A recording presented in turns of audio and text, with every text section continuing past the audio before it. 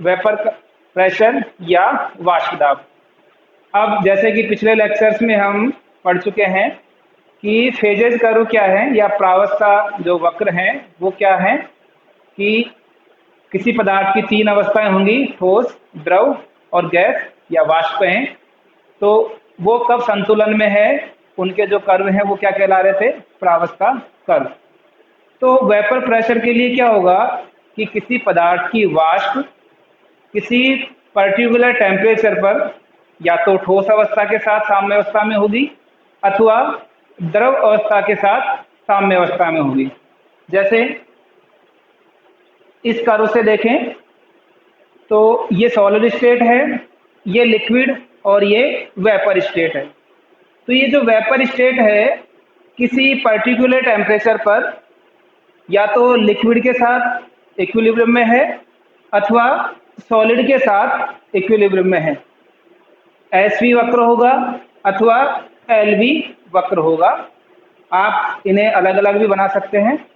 तो किसी particular temperature पर जब कोई वाष्प ठोस या द्रव के साथ साम्य अवस्था में है तो उस अवस्था में जो वाष्प का दाब होगा वो क्या कहलाएगा, आपका वाष्प दाब।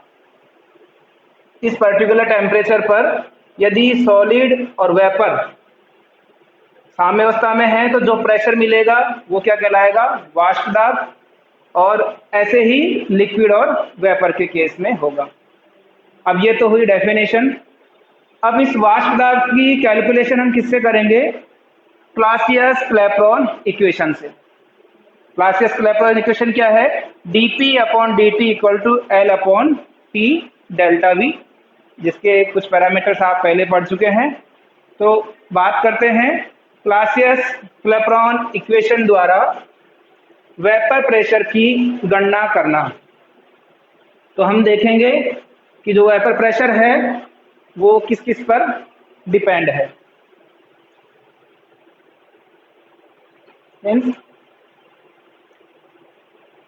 क्लासियस क्लैपेरॉन इक्वेशन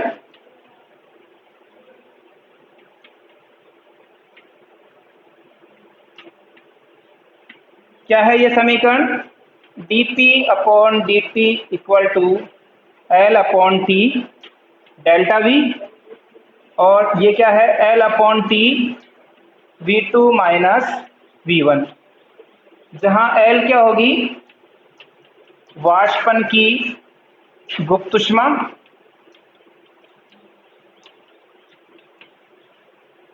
V1 और V2। V1 क्या होगा, फेज फर्स्ट का आयतन, और V2 क्या होगा, फेज 2 का आयतन। ठीक है, इन पैरामीटर्स के बारे में देख लेते हैं। T क्या है आपकी, basically latent heat of vaporisation है। और V1 V2, V1 क्या है, फेज फर्स्ट का आयतन है, और V2 फेज 2। अब V1 आपकी या तो ठोस अवस्था होगी या द्रव अवस्था, और V2 आपका क्या होगा, वेपर जो है वो होगी, वाष्प अवस्था होगी। तो अब आप क्या देखेंगे, V2 का आयतन इस केस में V1 से हमेशा ज़्यादा होगा, क्योंकि V1 ठोस या लिक्विड है और V2 क्या है, वाष्प है। तो जो आपका समीकरण नंबर 1 है इसमें V2 का मान V1 से ज़्यादा होगा, तो V1 इसके कंपैरिजन में नेग्लिजिबल मान लिया जाएगा। इसलिए dp upon dt equal to L upon T V2, ये आपके पास समीकरण नंबर 2 आ गई है। अब चूंकि वाष्प को या वेपर को एक आदर्श गैस की तरह माना जा सकता है, तो उसके लिए क्या समीकरण होगा, PV इक्वल टू RT, आदर्श गैस का समीकरण है। अब यहाँ V की जगह क्या आएगा, आपका V2 आएगा।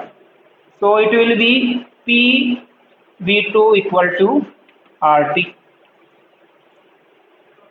क्या इक्वेशन आ गई है, P V2 equal to RT। So V2 equal to RT upon P।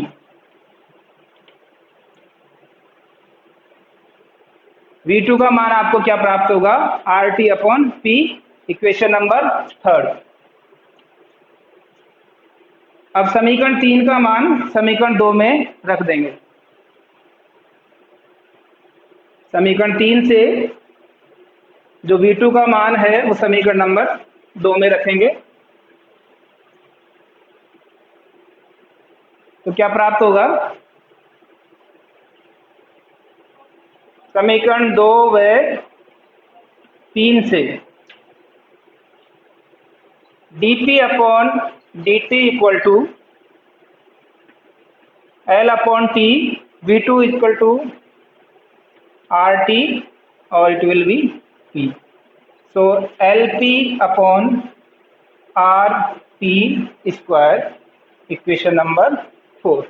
So this is the 4 equation for dP upon dt।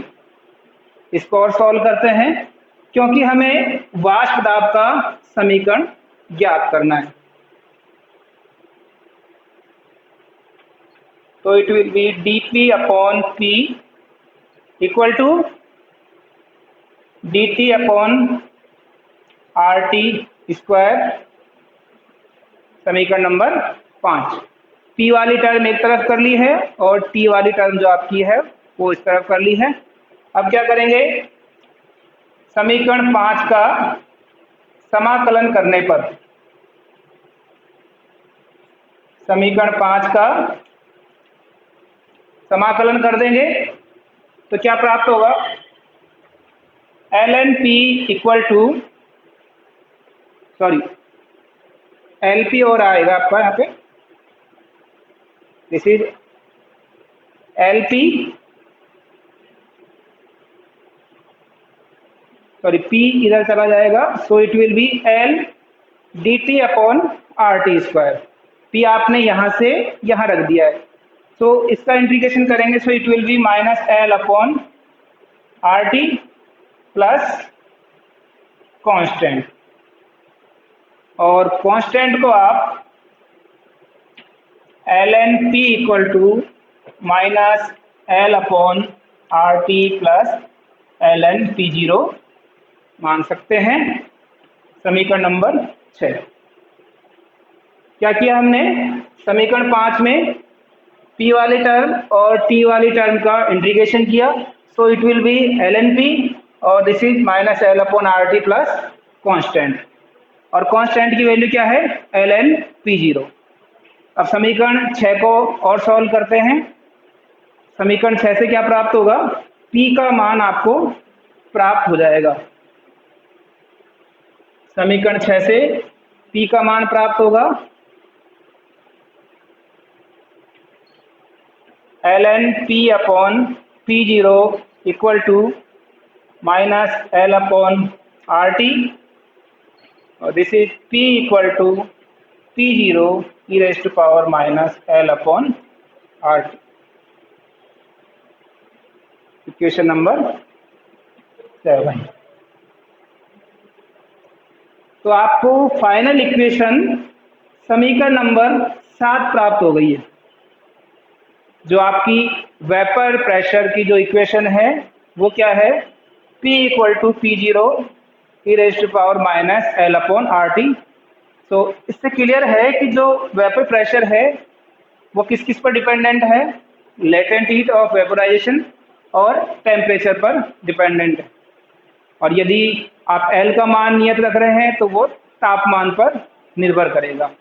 तो इस प्रकार से हमने फेज कर्व का यूज करते हुए और क्लासियस वेपरन समीकरण का उपयोग करते हुए जो वाष्प दाब है उसकी समीकरण को प्राप्त किया है। धन्यवाद।